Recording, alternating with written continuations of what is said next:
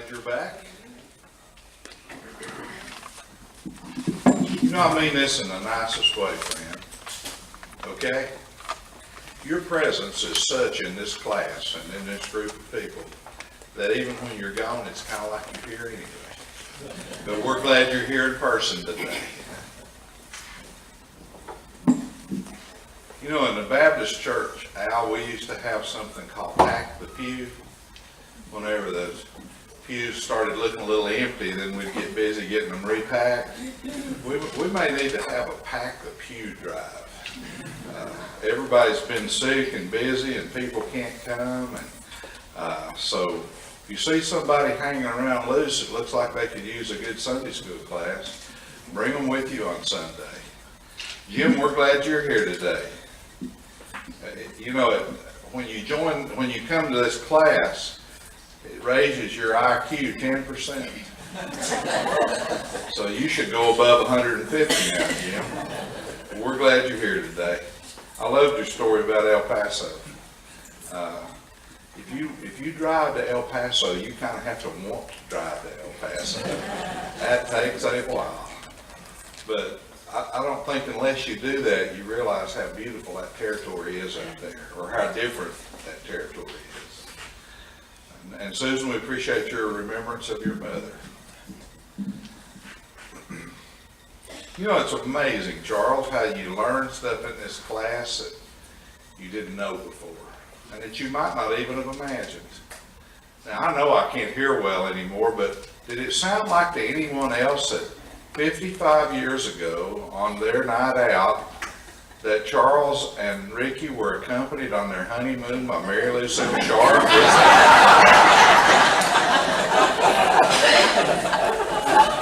Not quite. That's what it sounded like, wasn't it, John? Now then, you'll be thinking about that. Won't hear my lesson. But whatever. This lesson's going to have a little bit of a twist in the middle of it that I'd like you to think about this week.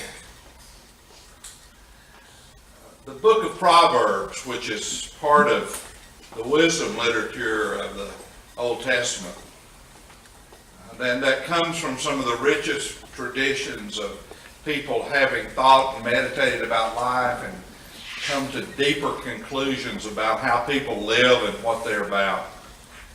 The book of Proverbs says, whatever a person purposes in his or her heart, so they are. The book of Proverbs believes that there's a kind of a surface level of life where we kind of make the daily decisions that allow us to get from point A to point B. But the book of Proverbs clearly is telling us that there is a beneath the surface level of life in which the purposes that define us and the purposes that motivate and drive us become very, very much more significant. The book of 2 Corinthians says that we should, without compulsion and fear, do what we purpose in our heart. What the book of 2 Corinthians is talking about there is that sometimes people do things that kind of are convenient. Sometimes people do things that kind of keep them in good standing with their peers or with their communities.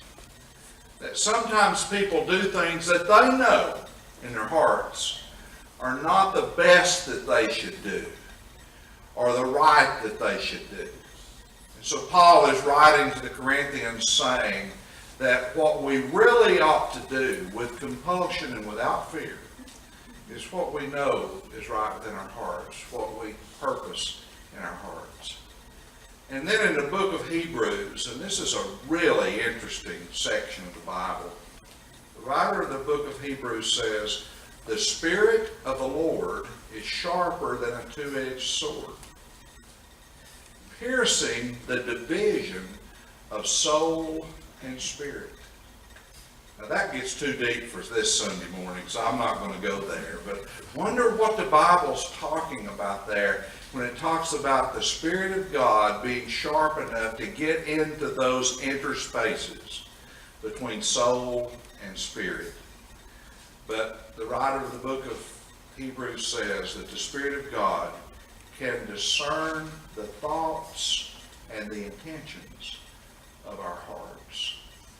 Now, I think that what that is saying is that there is a whole level of our lives that relates to our thinking abilities. There's a whole level of our lives that relate to our cognitive engagement and our rational engagement with life. And that we need to be clear thinkers, and our thinking certainly gets us an awfully lot across the course of life. But what the writer of the book of Hebrews is saying is that maybe we shouldn't glory so much in our ability to rationally think, that maybe there's something more to us, and that on a deeper level than our thinking processes, as heralded as they are, is our intentions. The inner purposes that really define and drive who we are. Intent is a powerful phenomenon. Intention is a powerful part of our lives. I think that this has really gotten into our attention in the last couple of weeks. Because, you see, now we're a couple of weeks beyond those awful events in Las Vegas. We still, if you want to know what the details are, have 40 plus human beings out there in those hospitals that are clinging to the very edges of their lives. So we need to remember them in our prayers. But one thing that has totally not been settled, and one thing that has not been figured out in any way, is the intent that was in the heart, the purpose that was in the heart of this man who did this shooting. He was so unlikely. 64-year-old multimillionaire that had never even so much as had a traffic ticket, and yet he could do the greatest violence of that sort that we've seen in the history of our country.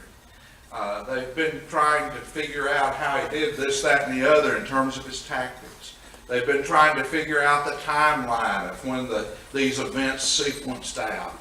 But what they don't know how to figure out is what was that man's intention. Now, had he been a Muslim, then boy, we could have filled out that narrative in about 2 minutes. We'd have had it all figured out.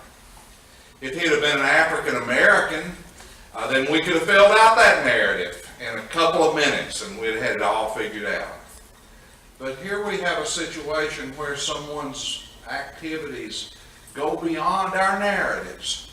And it doesn't make sense that somebody that would have lived in a neighborhood kind of like what we probably live in, and would have lived across a life probably doing a lot of the things that we've done. And so when you get down to the level of intent, you get down to complex, complicated gray areas that are really hard to figure out. So I've been thinking about our intent. And I'd like you to think about that kind of in 3 levels or 3 ways. And then the surprise twist will come. First of all, I think that our intent is often governed by ideals, by kind of thoughtful concepts that we come up with in our lives and that can really have an impact on our lives. And so I grew up watching Superman, and I'll bet you did too, in black and white. And you remember how that came on, the stuff about being more powerful than a speeding locomotive and faster than a speeding bullet. But do you remember how after they got him beyond leaping tall buildings with a single bound, that it said truth, justice, and the American way? Boy, that really got inside my skin. That really influenced me. That really made me feel like that there was truth that was out there needed to somehow be pursued, that there was justice that was out there that somehow could be achieved, and that there was this American way that was worth fighting for and worth pursuing and giving our lives to. And so those kinds of things, especially when you're little and you're kind of the clay in the hands of the world that's around you, that can really have an impact on your intent. And so I think that every one of us on a most basic level have had our intentions and had our purposes influenced by ideals and by great thoughts and by great images of what we could be as a country or a church or whatever the case may be. I bet some of us could still get excited about truth, justice, and the American way. That's one kind of an intent that is based upon ideals and great thoughts. A second kind of intent that probably populates our lives even more than what I've been talking about is the intent that comes when we are interested in aligning ourselves and getting along and finding acceptance from peers and friends and people that we work around and people that we are in the communities with. And so by the time that I was 12 or 13 years old, I would go and stand outside the men's shop in Athens, Tennessee. And I would watch what those juniors and seniors in high school and maybe those young adult men in our community would come out wearing. Those were the days of Madras. You remember Madras, Charles. You probably had Madras underwear. But those were the days of Madras. We'd see those kids coming out with that. So I got a job and I began to make money and I began to save my money. And where do you think was one of the first places I headed? To the men's shop in Athens, Tennessee. Not only did I have a really nice Madras shirt, but a matching Madras belt. Remember how they had that? And so my intent was to dress like and look like the people that I was around. Finally, it came a time that you begin to get letter jackets, and boy, you looked at those older athletes on the team and you knew just exactly how they wore their letter jacket and what they wore it with. And you also learned very quickly that it didn't matter if it was 120 degrees in the shade, you still wore that letter jacket. And so your intent was shaped and formed by the people that were around you. And that began to become a driving force in your life. And that still like that to some extent. We still like acceptance, and we still know what peer group pressures are like, and we still have a kind of eye to how the cool people are doing things and the in crowd are doing things. And so our intent is shaped by the pressures of society and the advertising media and all the things that surround us. That's a second kind of intent. But I think there's also a third kind of intent. And that third kind of intent may be the most honest. And that third type of intent may be the most personal.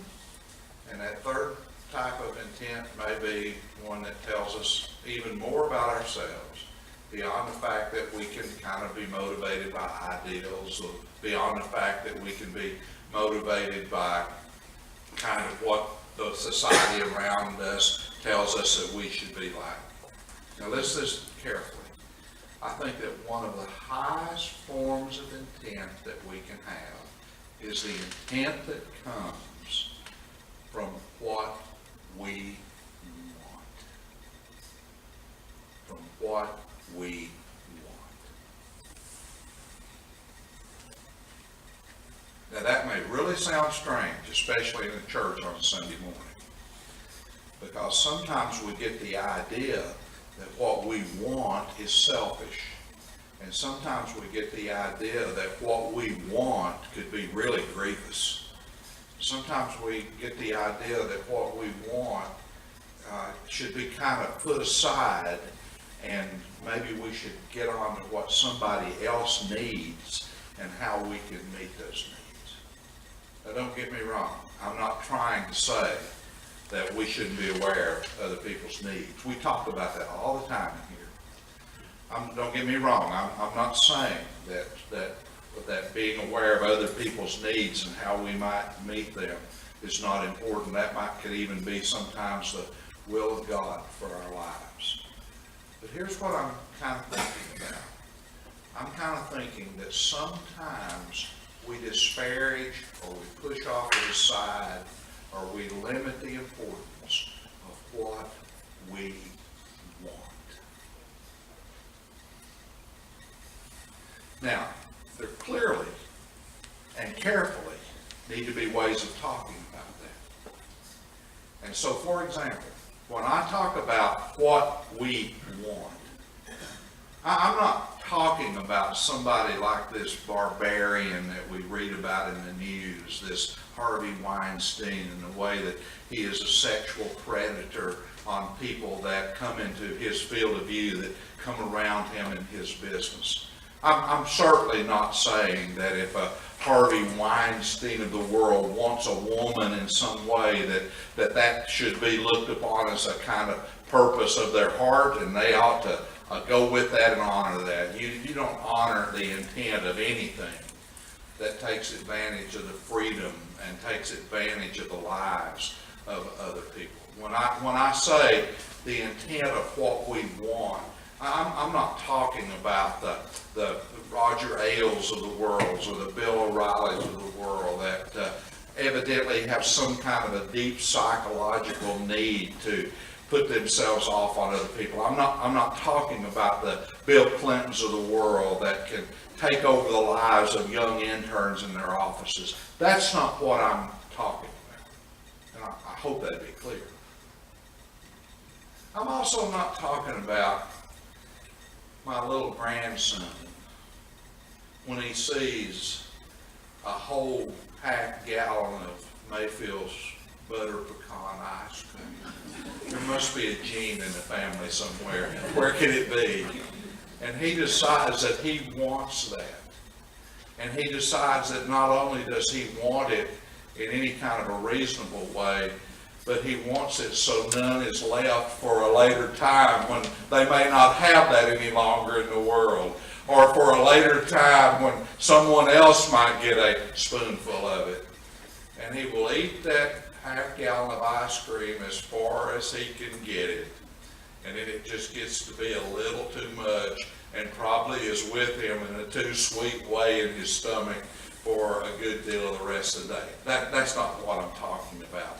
I'm not talking about childish kinds of wants that we know from the onset that there's no perspective to them or no balance to them. But here's what I'm kind of thinking about. I had this great old teacher, Robert Hartman, that you've heard me talk about many times. He was an interesting man. And among the things that made him interesting is that he had been all over the world. And I'm talking about all over the world. When he was a younger man, his family had enough money that he was able to study in Berlin, in Paris, in Barcelona, and in London before he was 21 years of age. Now, before I was 21 years of age, I had been to Cherokee, North Carolina to see the Indians, and I'd been to 2 gator boats. That was it for me. And there was a lot of world left to see. By the time Robert Hartman was an adult like you and I are, he had taught at Harvard and Yale and MIT. He had taught at almost every major name university in the United States and in Mexico and Central America. And he had made those routes numerous times, and so he had been all over the world.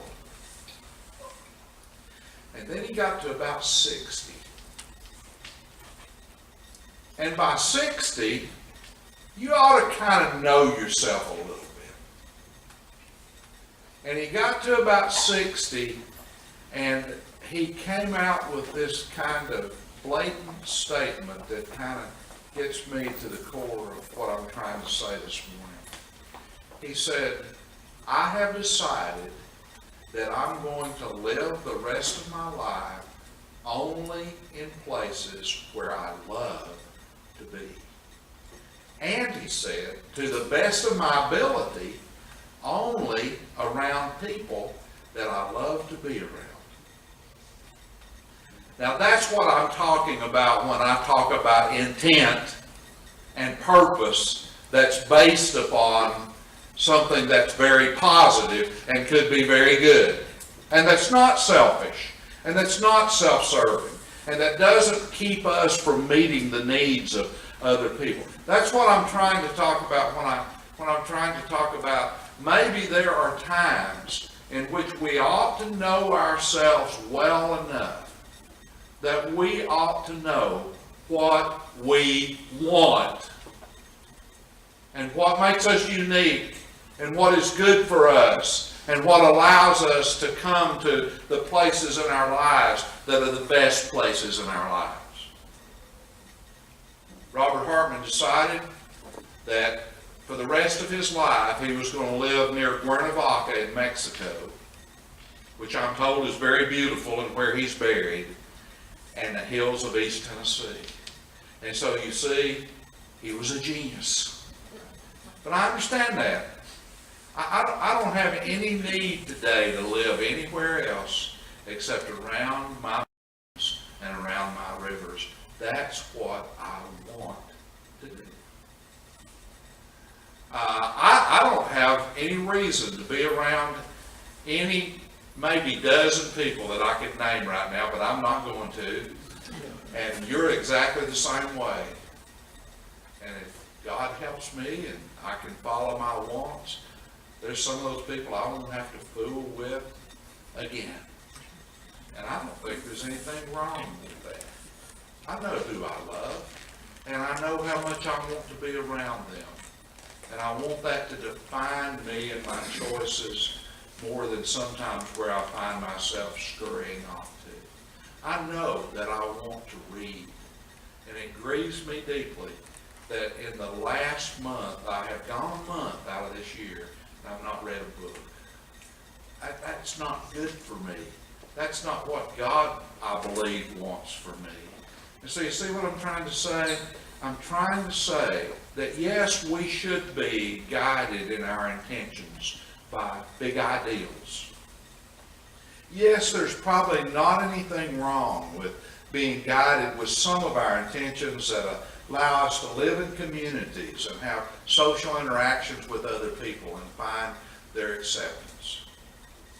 But I'm saying that maybe God does create us in a way, and God does give us a kind of uniqueness that by now, not as a 5-year-old boy with a tub of ice cream, but that by now, every one of us ought to be able to define what we want. And that doesn't have to be Harvey Weinstein scurrilous and bad. That doesn't have to be something that hurts other people and that takes advantage of them. That'd be very unlikely for most of us, I think. But there are ways that God has created us to enjoy certain people that we love, to enjoy certain places that we can live, to enjoy certain things that we can do. And maybe a realization of that kind of intent, and maybe a realization of that kind of purpose is something also of the will of God for our lives. Maybe it would be very healthy and positive for us to examine what we want to do. I heard this wonderful story about a woman, I hope it's true, who believed that she had achieved a very high level of happiness in her life because she believed that she had honored in her life intent of what was important to her. The woman had had 4 husbands, not at the same time, but as a consequence of the fact that one after the other of them died, so she had 4 husbands.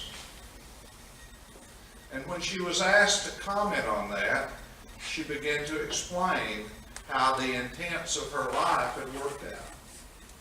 She said, the first man I married was a multimillionaire, and he passed. The second man I married was a Hollywood actor, and he passed. The third man I married was a preacher, and he passed. And the man I'm married to now is an undertaker.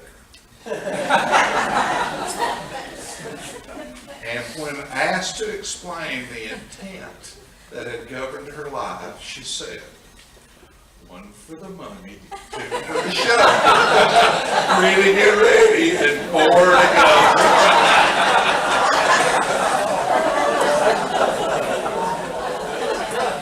Now, I think that's a little bit ridiculous, but I think that's a little bit kind of right. There was a kind of an intent to what she was doing that was defined by what she wanted. And wasn't an intent that was designed to hurt anybody, to take advantage of anybody, to invade on the freedoms of another human being. There was a sense of someone maybe, and of course that's a joke, but it's a sense of someone maybe who got to the place in their lives where they could look within themselves and maybe something of the way that they were unique and created by God, that they could understand that there's a place for purposes and intentions driven by great ideals. There's a place of purpose and intention that allows us to live civilly with the world that we're part of. But there may also be a place for intent based on what we want. And the writer of the book of Ecclesiastes reminds us there is a time for every purpose under heaven. Let us pray. Help us to know, Father, that you look at us very deeply, that you look at us almost surgically, that you look at us beyond the surface levels of our lives. And help us to know that our intentions are open for inspection. And sometimes that can be a fearful prospect that you look at us on that level, because sometimes our intentions may be negative and hurtful. But help us not just to lump everything into one basket. Help us to know that there are times in which what we want and the intentions of our lives driven by that aren't bad, aren't invasive, aren't negative, but that may be a reflection of how we can move in the direction of ways that you can uniquely bless us. So help us, our Father, that we might look closely within ourselves, especially at our ages, and that we might try to better understand our intentions, and those that should not be there, and we know that we can move away from them, but those that are part of what might be blessings for our lives, that we can find ways to move more in the direction of them. For we ask in our prayer in Jesus' name. Amen. I really wanted you two to win at the end of that game. I don't think that was a bad intent to have. I would have enjoyed that so much. Billy wanted Auburn to win yesterday. I don't think that was a bad intent. Your friend there that's an Alabama fan, that wouldn't be any fun at all. You go into every game knowing you're going to win at least about 3 or 4 touchdowns. Thank you all for coming today. Charles? Let me remind everyone that November the 3rd, Friday, November the 3rd, is the 70 Plus luncheon. Bishop Looney is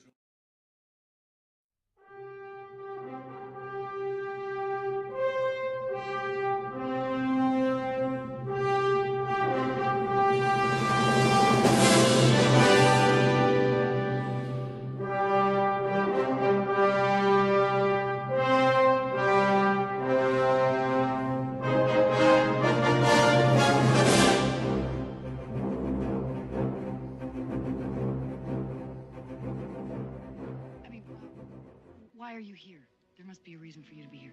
Yes, I'm here to fight for truth and justice in the American way. You're going to end up fighting every elected official in this country.